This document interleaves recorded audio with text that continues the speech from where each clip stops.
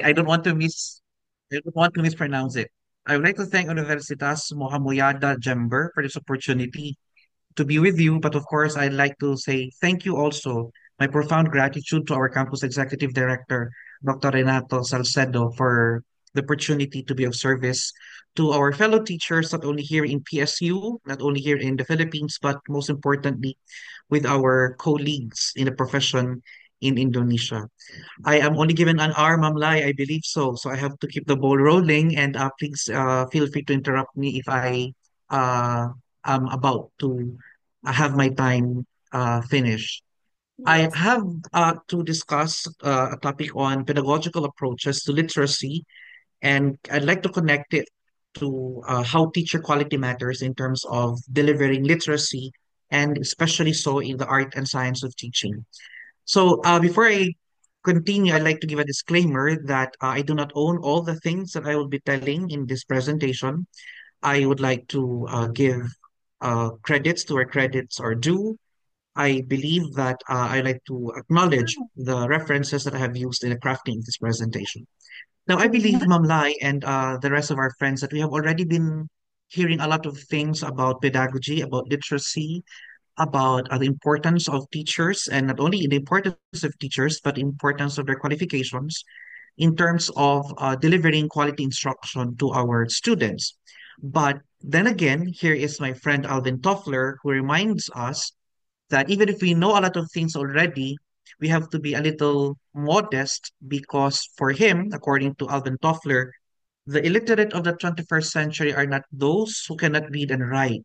Now, we know that literacy has something to do with reading and writing, but more than that, according to Alvin Toffler, it's a reality that the illiterate of the 21st century are not only those who cannot read and write, but even those who may have known a lot of things, but they refuse to learn, to unlearn, and relearn.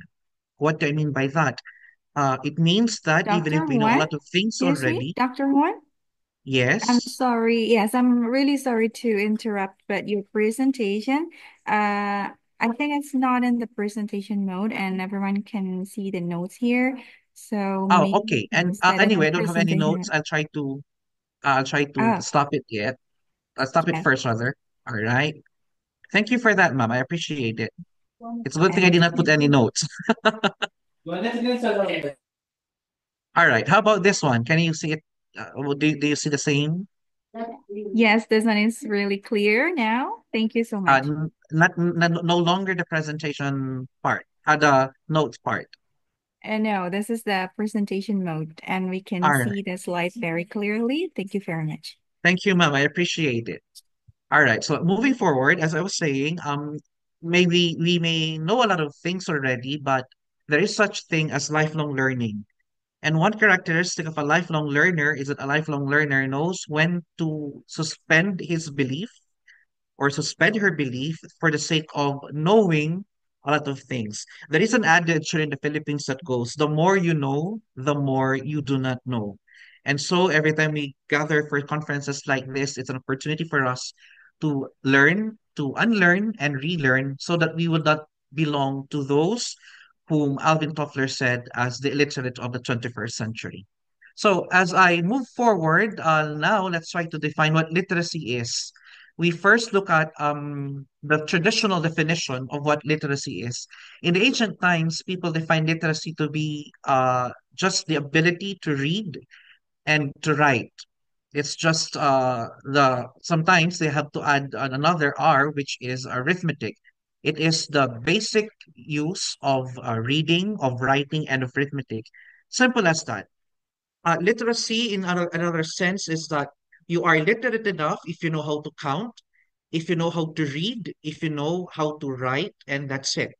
But this time, I would like to lead you all to the definition of UNESCO in terms of what literacy is. And as you can see in your screen, I have placed the definition of UNESCO in a lot of, I placed one, two, three, four colors because I like to dissect the meaning of literacy later as we move along. But let me lead you to the definition of literacy according to the United Nations group.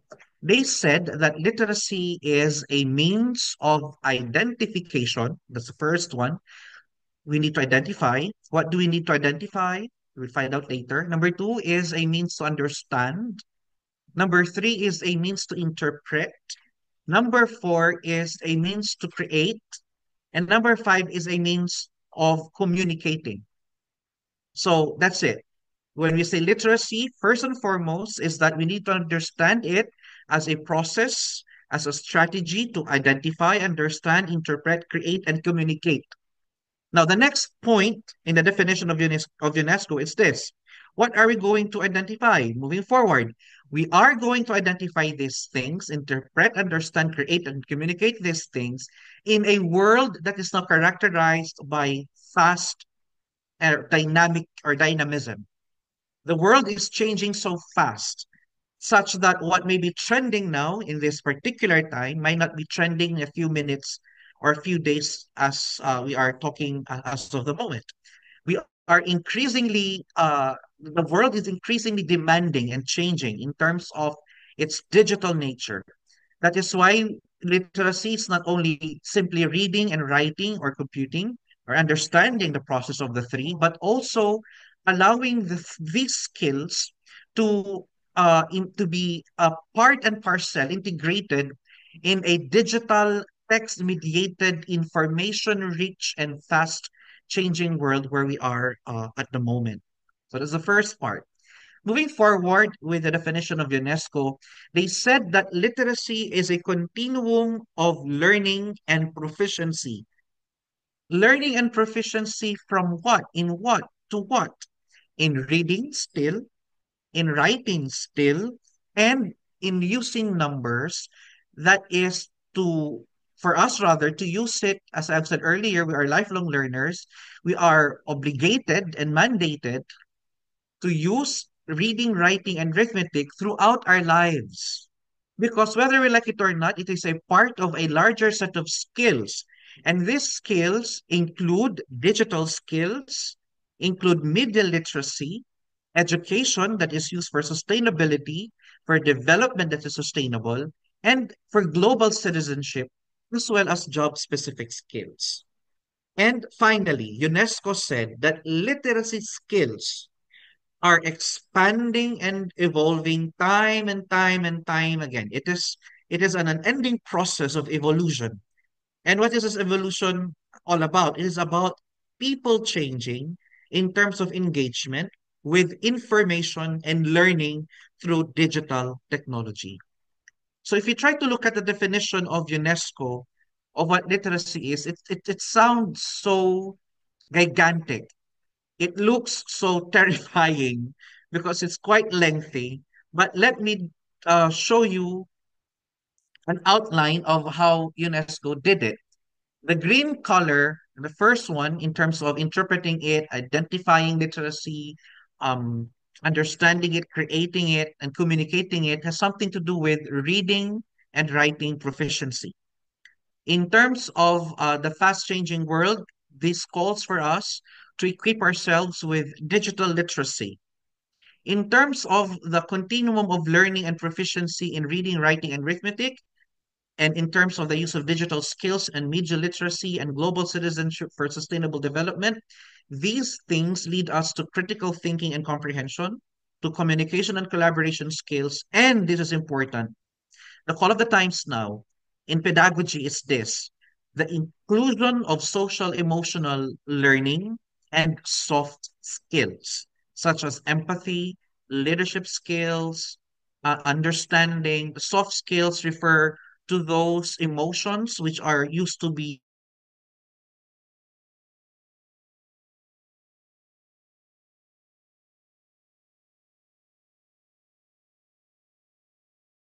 technology, which is indispensable already. It's we cannot prevent it anymore because we are living in the 21st century and digital technology is a must and part of our everyday living. So another thing that I would like to share to all of you is this. As teachers, it is important that our role is not only in teaching or decoding phonetics. Literacy in the 21st century is not only about linguistics, it's not only about phonemes. It's not only about interpreting sounds or putting sounds together to create morphemes, etc., etc. Not only that, but it is the end goal, or not actually the end goal, but the means of 21st century learning and pedagogy is that we should be able to develop learners who are engaged, who are thoughtful, who are adaptable readers, writers, and speakers of a particular language, this specifically English for this matter. And they are people, learners who can thrive in a fast changing society in a very dynamic world. Another thing that I'd like to share to you that I got from UNESCO is a statistics that has something to do with the situation of literacy in the international arena. What do I mean by that? I'd like to present to you now the global literacy situation as of February 2025 from the UNESCO Institute of Statistics. Now, they said I think at last quarter, first quarter of this year, they had a study that shows us that more than 86% of the world's population know how to read and write. That's this year. But if we try to compare the literacy rate of the world in 1979 to 2025, we see a big gap. We see a big disparity from 68% in 1979. Now we are into 86%. Are we happy about it? Yes, we're happy about it because at least for the past decades, we have seen an improvement. But we should not be complacent. We should not be very relaxed about it because some might say it's okay in 2030 perhaps the 86 will become 90 or 95. That's our hope, that's our dream. But again, we should not be mediocre, that we hope that by 2026 onwards the 86% literacy rate would increase. And this is a reality that we have to understand, that the percent that is missing, the 14% that is missing, maybe those that are not yet reached. They belong maybe to far-flung areas where education still is a luxury, and that's why they cannot afford to get the proper education, the formal education that they need. But then again, when I say literacy, it's not only about formal education, because reading, writing, and arithmetic are considered to be part also of an informal learning when it is not done inside the classroom. The second point, according to statistics by the UNESCO, is this. At least, for easy computation, or estimate, at least 754 million adults worldwide still cannot read and write. That's quite a big number. 754 million adults in the entire globe cannot still read and write. And out of that 754 million adults, 502,667 are women. So we see a gender equality issue here. Quite a big number also for almost 500,000 of those who are we can consider to be illiterate in terms of reading and writing are women. And from the 754 million, not the 754 million, but those that belong to the 250,000, I'm sorry, I think I misplaced three zeros there. It should only be three zeros. Disregard the last three zeros. The 250,000 there are children who are failing to acquire basic literacy skills. So that is where the gap is, and we need to do something about that, not only in the Philippines or in Indonesia, but also in the other parts of the globe. Before the COVID-19 in 2020, there are 617 million children and teenagers that had not reached minimum reading levels.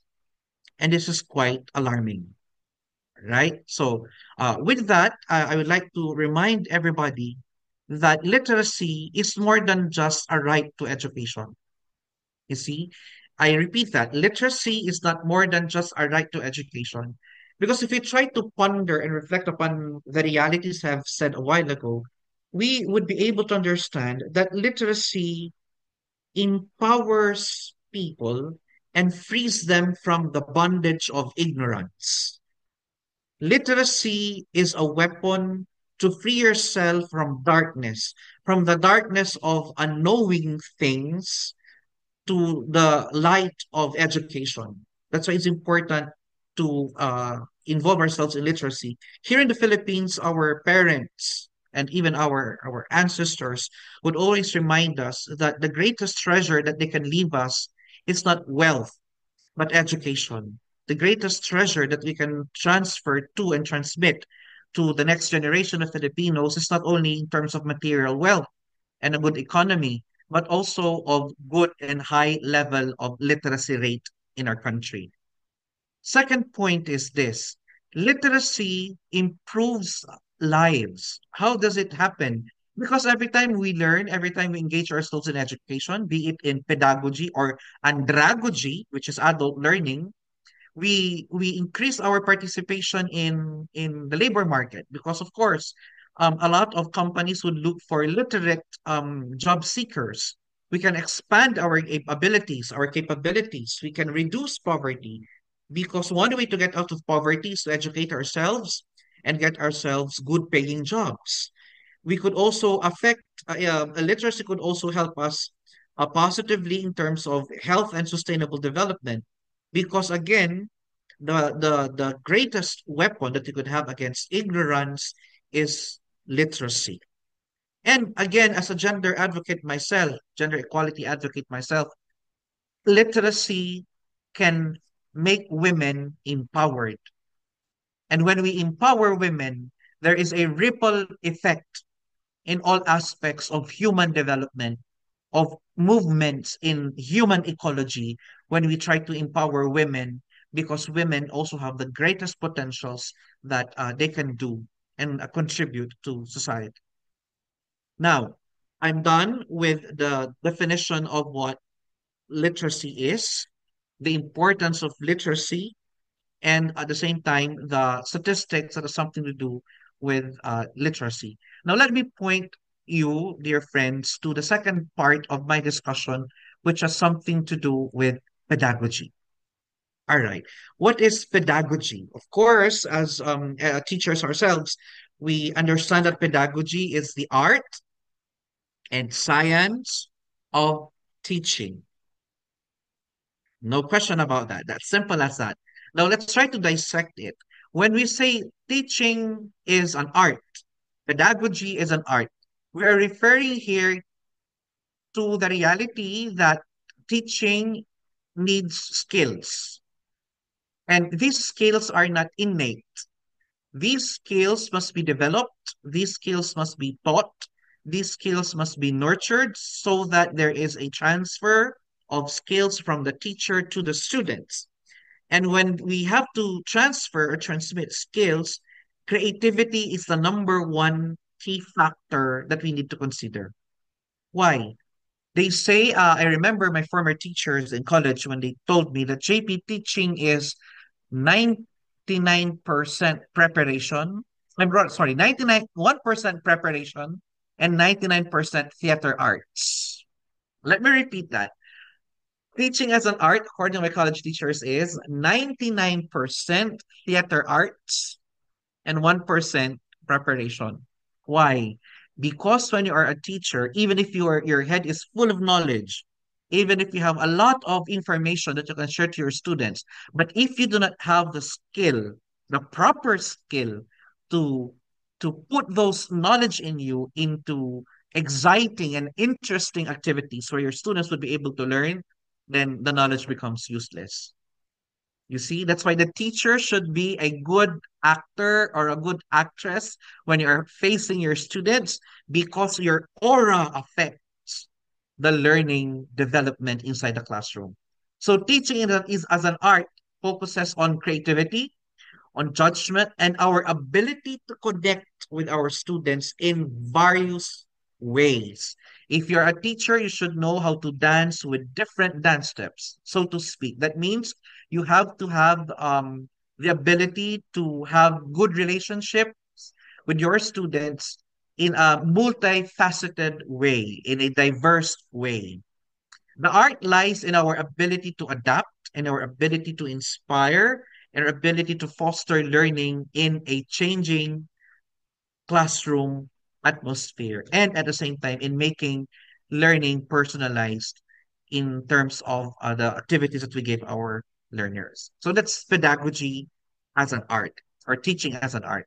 Next is, what about teaching, or JP, if you talk about pedagogy, what is teaching as a science? Teaching as a science tells us of this.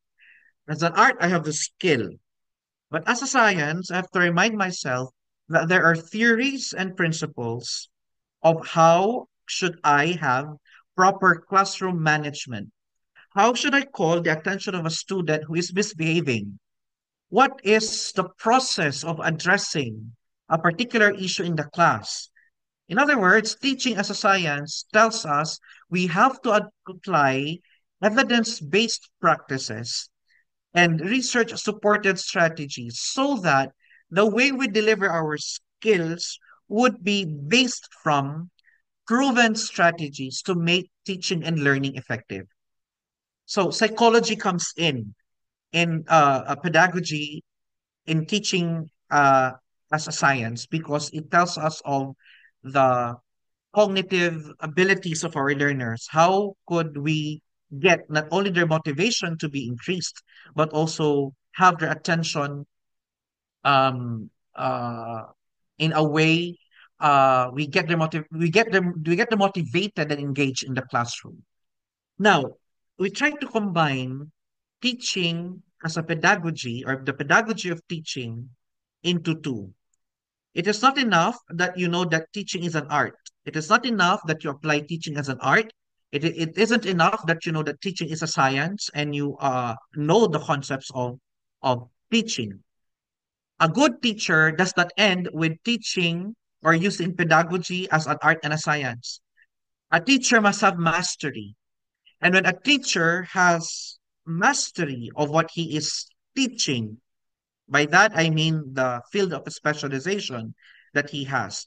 If he has a mastery of his field of specialization, and he has a mastery of the theories that he needs to understand, then teaching is no longer just a pedagogy, but teaching will now become a masterpiece. Teaching becomes a craft. So pedagogy, for me, I'm sharing it to you now, is not only the art and science of teaching, but pedagogy is the art, the science, and the craft of teaching. It is the skill, the theory, and the mastery of teaching. That is what pedagogy is all about.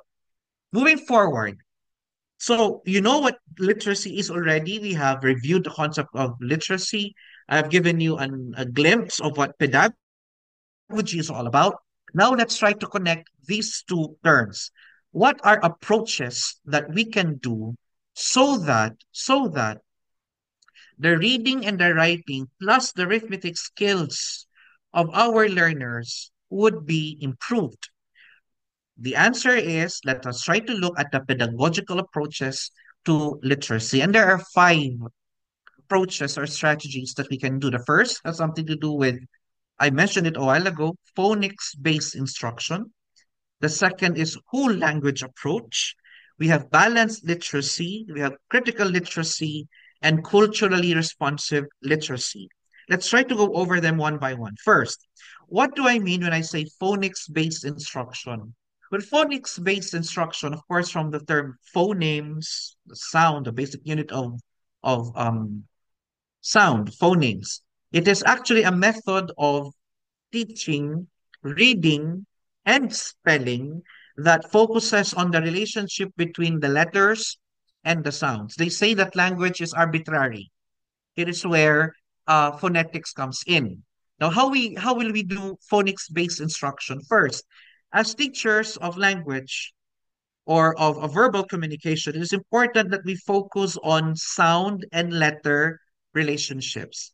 That's why at the early age of our learners, especially in early education, it is important that we teach them the alphabets. not only in terms of how you pronounce A, B, C, or D, but their sounds when they're already placed with other phonemes. That's why here in the Philippines, we say abacada, and the rest.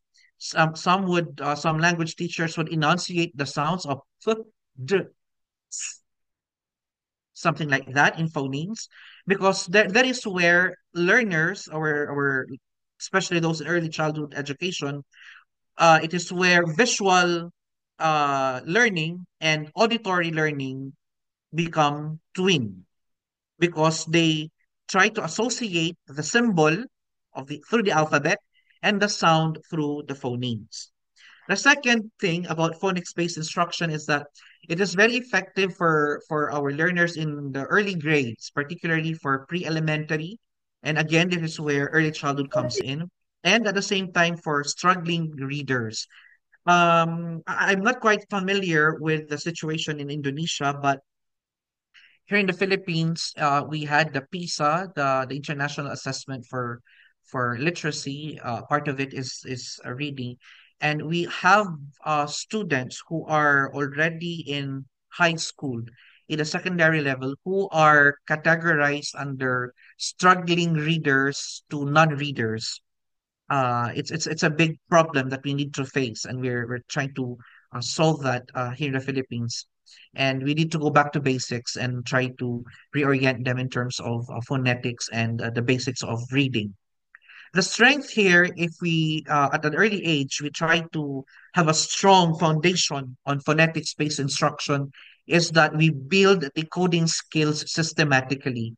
The process would tell us that, of course, looking at the developmental stage of Piaget, if I'm not mistaken, I hope it's the Piaget's developmental stage, uh, age, or the readiness of learners comes with the age, and that and those abilities are expected of a particular age. So in a nutshell, to make it simple, it's good to use phonetics or phonics-based instruction in early childhood, because the learners will be able to be exposed earlier with the concepts of reading in terms of phonology. The second approach is whole language approach. And how do we use whole language approach? It is where we use language teaching and language learning when we break down isolated skills into simpler terms, for example, like grammar or vocabulary. It is where we make meaning. It is where we teach literature, no longer in terms of just vocabulary, but we use vocabulary in the teaching of literature. That's why we have a part in the Philippine lesson plan of unlocking of difficulties. That is where before the teacher teaches the literary piece, the teacher would first introduce the difficult words, the new words, the new vocabulary that students would be, I assume, facing or encountering for the first time, or if not, uh, for the nth time, where teachers would be able to help them understand the definition of those particular words. And here is where reading is taught in the natural process, often through immersion. And how do we do reading immersion? It is where we give our learners realias. When we say realias, these are actual materials that they can use in learning. So we give the learners colored books or booklets where there are a lot of written materials there that they can practice their reading abilities. The strength here is that when we teach whole language approach, we would be able to instill the love for reading among our learners, and the possibility of them loving writing at the same time when you ask them to journal. Like, for example, based on what you have read, for example, the story of uh what's what is what uh children literature is very common that we have, or particularly a children's literature story, for example. You ask them the question, what have you learned from that story? Would you please put it in your journal or write it in your notebook? Students would be able to uh, have that interest. not only in terms of writing, but also in scribbling notes or in making doodle art, expressing themselves in terms of language and learning. So it's very, very important. The third is on balanced literacy. That has something to do with a blended type of literacy approach. We call it blended instruction, especially in phonics, because here is where a phonics-based instruction and whole language approach are put together.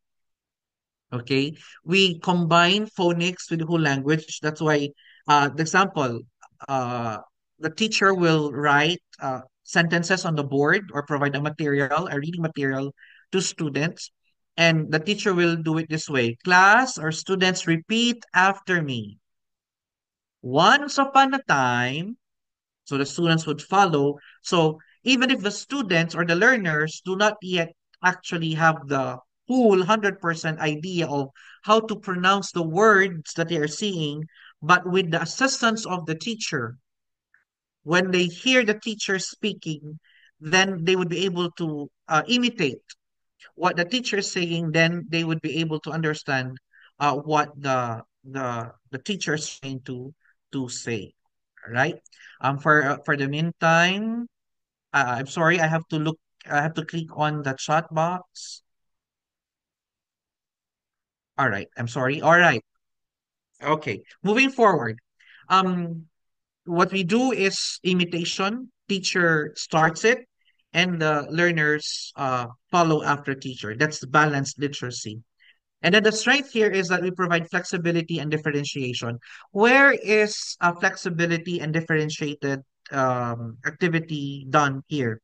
Flexibility in the sense that when you try to listen to your learners, when they speak or imitate or follow after you, you'd be able to identify who among them cannot pronounce properly, or who among them is pronouncing or speaking but not really looking into the reading material.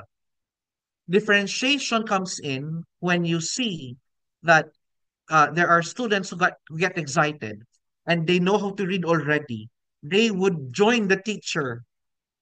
They would read simultaneously with the teacher and not with them allowing the teacher to finish first and then them following. Then that's a signal for the teacher that tells us, oh, I have a student who is already advanced in terms of reading. Perhaps I can give him or her another activity so that he would not be bored in the activities that his or her classmates are doing because he has an advanced literacy level, something like that. All right, moving forward. We have the fourth, which is critical literacy. Here, it's not that much advised or encouraged in early childhood, but you can start it already because critical literacy should start in the intermediate level of elementary schooling. Why did I say so? Because it is where we now ask our students not only to read, but also interpret now what they have read. When we say critical literacy approach now, it is where we ask our students questions based from the text that they have read. Or this is where sometimes values integration kicks in. When we ask the question, what have you learned from the reading material that was given to you? And they will not answer verbally in oral communication, but in written communication. They write what they have learned. They write, they jot down what they have understood. And not only that, not only asking them what they have read or what they have understood, but also we now try to start teaching them reflective skills. And what do we mean by the reflective skills here? We now provide them with some moments to think about what they have read. All right. And the strength of doing so is that we are creating critical thinkers and socially aware learners when we contextualize the story to actual life situation. Like, for example, what is the moral of the story in the fairy tale Snow White and the Seven Dwarfs, for example. And example, you have a student or a learner who may have who have six or seven siblings. Then ask her the question or him the question, um, what values have you learned with Snow White dealing with the dwarfs? Something like that. And at the same time, if you have advanced learners, for those of you who are teaching in the university level or in the high school level, what important traits does Hermione have that you see in the politicians that we have nowadays in the government? You see, from a simple literary piece, you are now relating that to a political reflection activity when you use critical literacy as a strategy in pedagogy through literacy, right? I hope I'm getting across. And the fifth, this is the last strategy in improving literacy through pedagogy. Fifth is this culturally responsive literacy, where we now relate again, we now relate again the demographic profile of the learners to their cultural experiences. They context, a while ago I said contextualize, now they localize their learning in such a way that they have to put it in a very personal approach. We integrate the reading materials to their cultural backgrounds.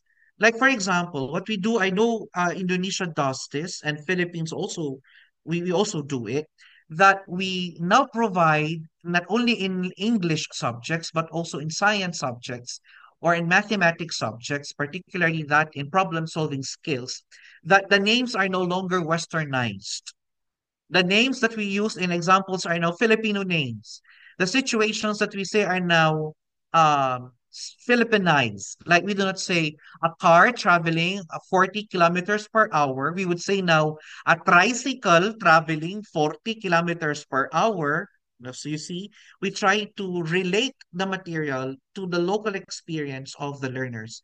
That is where we would have the learners have a sense of ownership of the learning because, ooh, they can relate to the tricycle. They can relate with the terms that we use in the discussion. The strength of doing so is that again, the identity, the cultural identity or the national identity of the particular student is given emphasis, and inclusivity is promoted because the material is contextualized and localized based from the cultural background of the learners.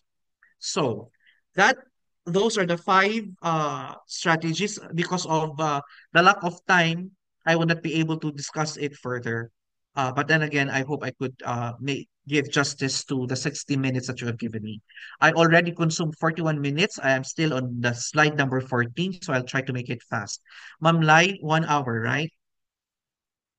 No Yes. extension. Yes, All sir. right. I'll try to make it fast now. Okay, now this is very important. Why are we talking about pedagogy and literacy? You see, um, we cannot deny the fact that teacher quality impacts literacy outcomes. In simple terms, I would say you want your students to be great, provide them with great teachers. You want your learners to be mediocre, give them mediocre teachers. You want your learners to have low uh, cognitive abilities, give them teachers who are not good teachers.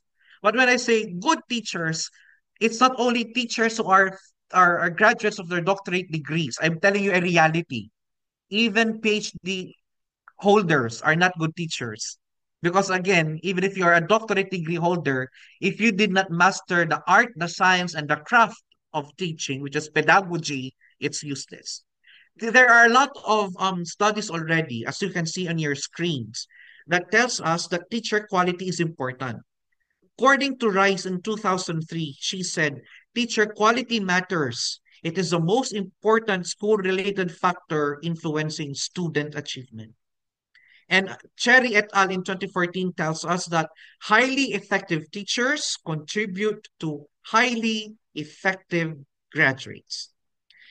And what is the connection of this? The connection of this is I would like to relate it to outcomes-based education by William Spady when he said these principles. First, all students can learn and succeed, but not at the same time or in the same way.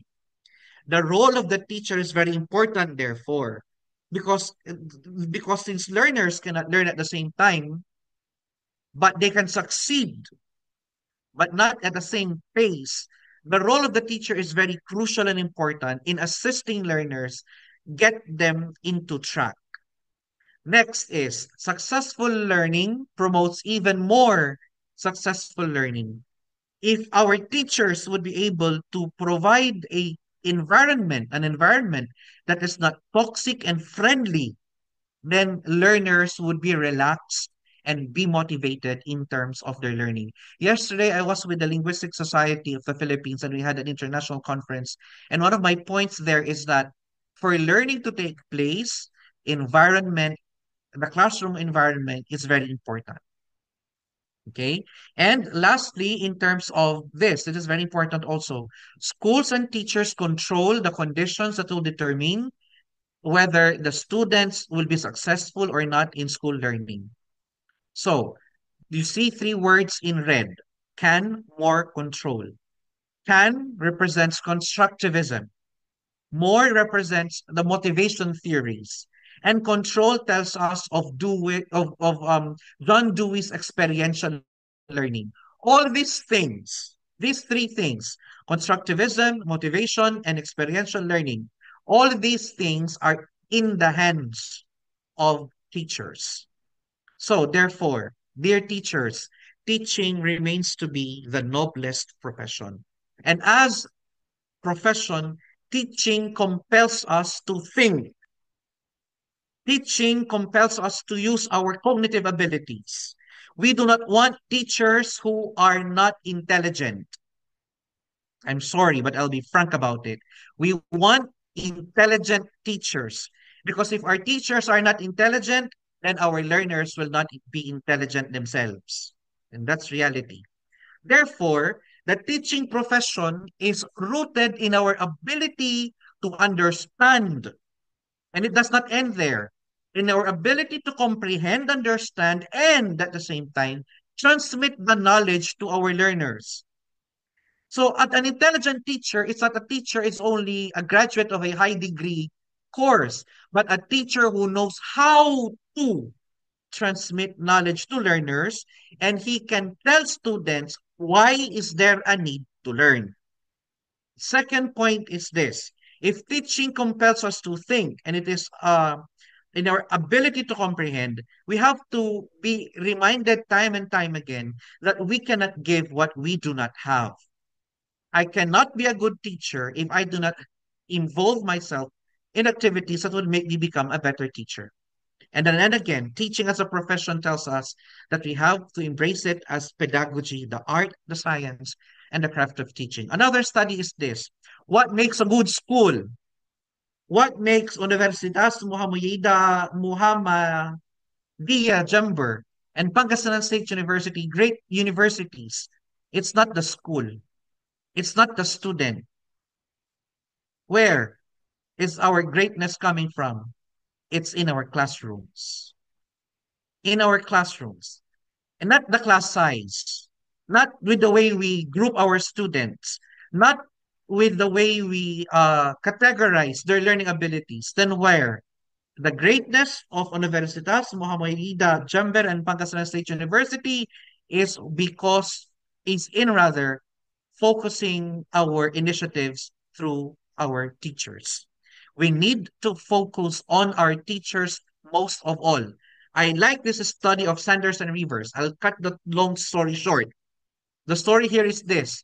There are two sections. The first section is where good students are, and the second section is where not so good students are. There are two teachers. The best teacher, the good teacher, was placed in the not so best class. The not so best teacher was placed in the best class. What happened after one term? The best students became mediocre students because they were given a mediocre teacher. The mediocre class had a high percentage in their standardized test because they were given the best teacher. So what is important there? Teacher quality matters.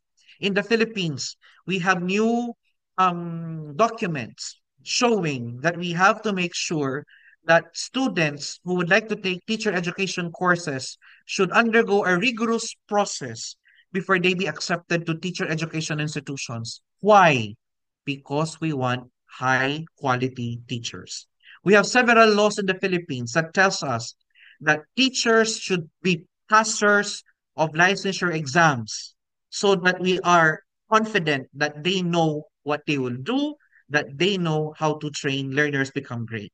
And even in our code of ethics for professional teachers in the Philippines, it is stated there that we should have the highest technical and professional competence. Why? Because we're teachers. Why? Because we are the ones creating doctors, nurses, architects, engineers, lawyers. They pass through our classrooms. And there are a lot of movements also in the Philippines when teacher development from time and again is being developed and revised because we want our teachers to be not only beginning teachers, but we like them to be distinguished teachers by the end of their careers. And that is why our Department of Education in the Philippines has now started creating ranks for teachers depending on their qualifications and their skills and strengths. I'm on the last few slides. Don't worry. I'll keep my 1 hour time limited. So I'd like to present to you now um, a framework I crafted just this year in terms of researches that show us teacher quality. And teacher quality is this. Teacher quality is affected by content and knowledge of pedagogy. How intelligent are our teachers in terms of the art and science of teaching? Do they know the skills? Are they trained? Next, our teachers are also good. They should be good in terms of assessment, not only in summative assessment, but they should be advocates of formative assessment, that is assessment for learning. All right. I hope if there will be opportunity for your university to invite us in PSU, I hope I could be able to expound more on these matters. But due to time constraints, I'll just be showing to you the key concepts.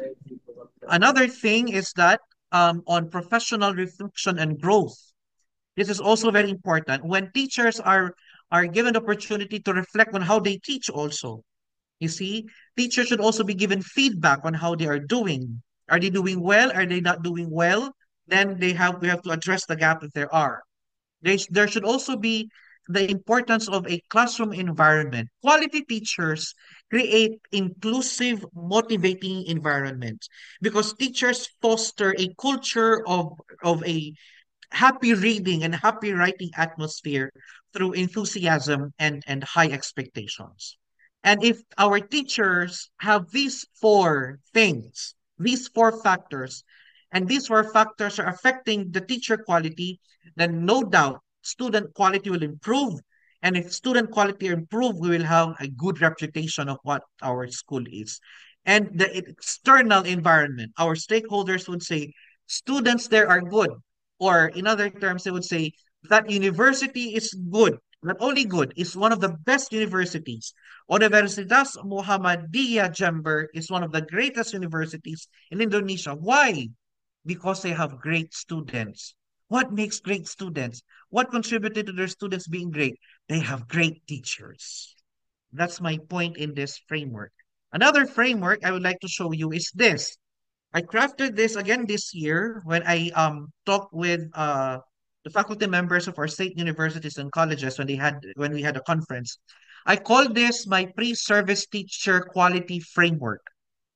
Of course, for teacher education institutions like ours, it is important that before we send our teachers with the skills that they have, our interns should be prepared holistically within the four walls of our classrooms. That is why here in the framework you would see here, our universities here, our interns are here. The question is, what quality do we have in terms of our pre-service teacher training? So we have to review that also. Three things. How is our learner quality? How is our graduate quality? How is our manpower quality? Let's try to make a little reflection. How are our graduates of teacher education programs performing well now that they are already employed or they are working? So we have to have a graduate tracer study. And from that, you see this big circle here. This is what I call the prudence zone because this is the caution area. This is where the danger area is because the quality, the type and level of quality we give our student interns will have an impact on the quality that they will be doing when they are already in the actual world of teaching. So, whatever they have learned in the prudence zone will be translated and communicated with the way they perform their roles as teachers. And that will also determine the kind of society that we will have through the quality of education that they will be delivering. Moving forward, we would like to have improved literacy rate. If yes, then we have to look at this framework. I call it the teacher education quality framework. It's not yet uh, the final term or the final title for this framework I crafted. If you want improved literacy rate through pedagogy, you have to have high quality in teacher education. Now, how do we maintain or how do we attain a high quality in teacher education? Five things. Number one, send your teachers to trainings. Lifelong learning, andragogy, I told you that a while ago. Send your teachers to workshops, not only in reading, but also in digital literacy, in differentiated instruction, in social emotional learning, in personalized learning, etc., etc. Number two, allow them to have um share rather allow them to share their best practices. In the Philippines, we have what we call learning action cell sessions, LAC sessions, where teachers devote a little time of their days. They will be talking, having a short meeting, and they'll be telling their experiences in the classroom. You see, this strategy went well. You might as well use it in your class. Or this strategy didn't well. What can you suggest? In other words, let's provide coaching and mentoring activities to our teachers so they can improve also the quality of their teaching. Third is we have to use evidence-based practices. And what do I mean by this? Let's try to make researches and the outputs of our researches be implemented in our classrooms. We do action researches so that we can reciprocate or we could have reciprocal teaching. Fourth is, again, this is related to number two, we should have a strong mentoring and support system, especially with our beginning teachers, especially with our novice teachers. We have to pair beginning or new teachers with experienced mentors so that they would have that. In fact, sorry, sir, Dr. Atz, I will be spoiling our one of our discussions. Dr. Atz Salcedo is very passionate in terms of allowing us teachers in the college to be better versions of ourselves. There was one time he told me he plans to have a mentoring coaching strategy here where our teachers with a professor rank and associate professor rank will mentor those in the instructor and assistant professor level so that they too can reach the higher levels of academic ranking. And that's the initiative of our campus executive director. And fourth, I'm sorry, fifth rather, is cultural competency training. It is where we will be able to help teachers understand the diverse backgrounds and integrate this diversity into their literary practices. All right, last two slides. The one that you see on your screen is a picture of symbolism. This is my reflection. Raising literacy level, my dear friends, begins with empowering those at the front lines of education. And who are they? Our teachers. They are our frontliners in raising literacy levels.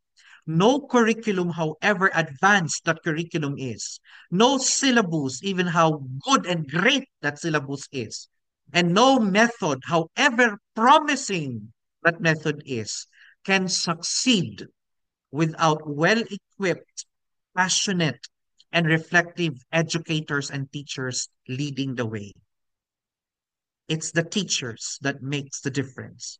Therefore, through this copy session, let us reaffirm our commitment to professional growth, to adapting our methods to meet the evolving needs of our learners, and to embracing lifelong learners to becoming more effective literacy educators. For you see, when we teachers are empowered to grow, students are empowered to succeed. I repeat that. When we empower our teachers to grow professionally, we empower our learners to succeed. Therefore, as my parting line, please, thank you for allowing me to tell you to invest in our teachers because there is no other way to improving literacy and economy and the government and society if we do not have the best teachers in our midst. Terema kasi, thank you very much for your time. Thank you so much, Dr. Petrola. Okay, thank you, Dr. Petrola, for the enlightening talk on pedagogical approaches to literacy and your insights into how teacher quality directly impacts student learning. Truly highlight the vital role of educators play in shaping the literacy outcomes. And yeah, I was inspired and challenged with your talk, sir. Thank you so much. And maybe we can now have the floor for question and answer session. Do we have questions? Okay, let me check. Sir, we have one question. Mr. Yes, Juan, can you please give more explanation about critical cultural literacy model? I think what they're trying to ask is about because I mentioned two things. Yeah. The question I see it in my screen. The question fused two concepts. The two concepts are cultural literacy and culturally responsive literacy. But let me answer it this way. When we say critical cultural literacy, this is allowing our current situation or the culture, for example, our local culture, to have an impact in literacy. I'll give you a not a perfect, but I'll give an example. Maybe here in the Philippines, we have some political issues going around. A few days from now, we'll have our midterm elections. Now, how can I use the situation of the current situation in our Philippine government to help my students become critical thinkers or critical writers in English? I would have to ask them to read a particular news in the newspaper about the mid-year election, and I would ask them to cite their opinion. You see? So I was able to make them read a culturally related situation reading material and at the same time trigger them to think critically when I ask them to give me their opinion. So that is critical cultural literacy model. When you have to ask or to make your students critical thinkers by providing them reading materials that are related to the current situation of their locality or of their current experience. I hope I was able to give that clearly. Okay, thank you so much, Dr. Petrola. Thank Do you. you have any questions? Are there audiences?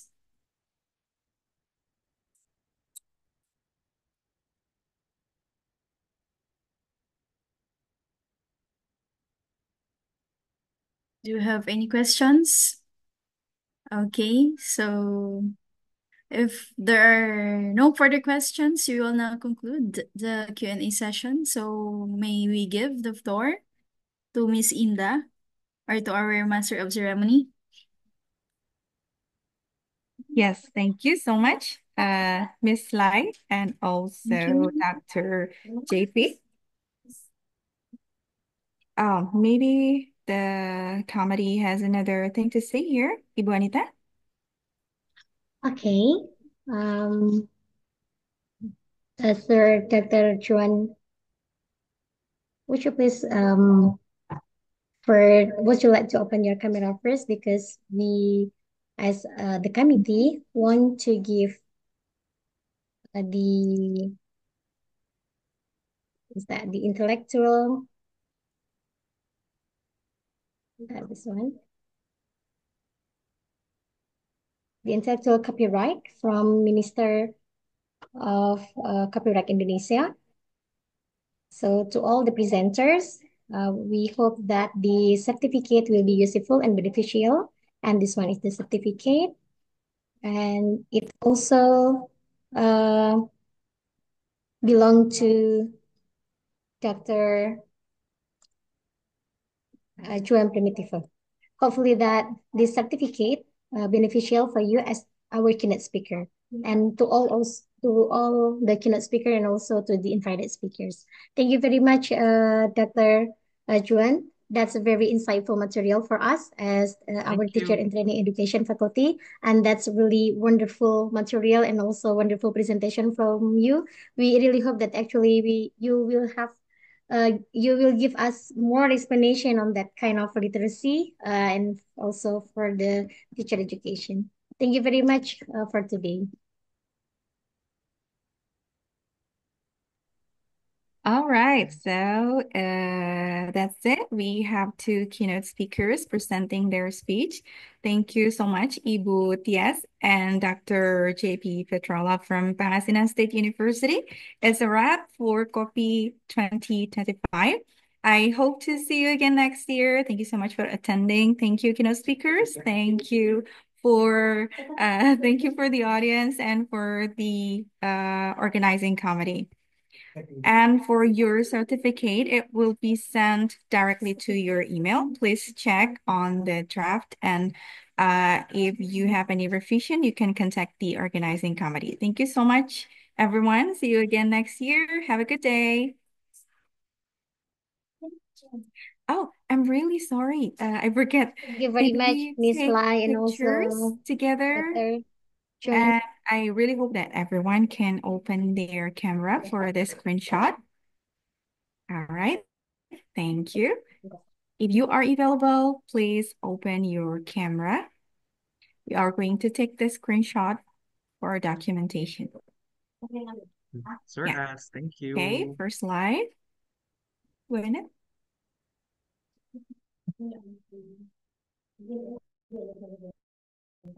Okay, one, two.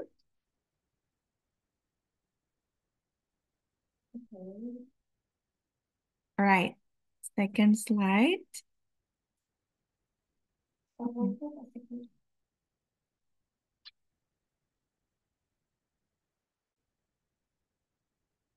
Okay, I'm going to take the second slide.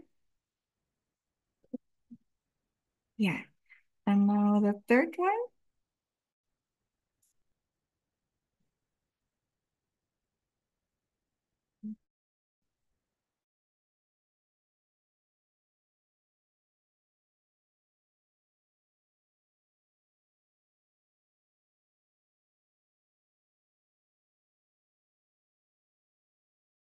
Everyone, thank you.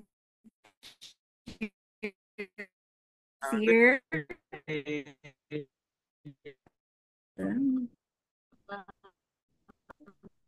Thank you. See you next year in COPY 2026. Thank you very much for all the committee. Thank you very much for all the participants and also from Pangasinan State University. Thank you very much. And also from Benguet University, Philippines. Thank you very much. And from Universitas Muhammadiyah Cirebon. Thank you very much for having us in Konferensi Pendidikan Indonesia. See you in COPY 2026. Have a nice day, everyone.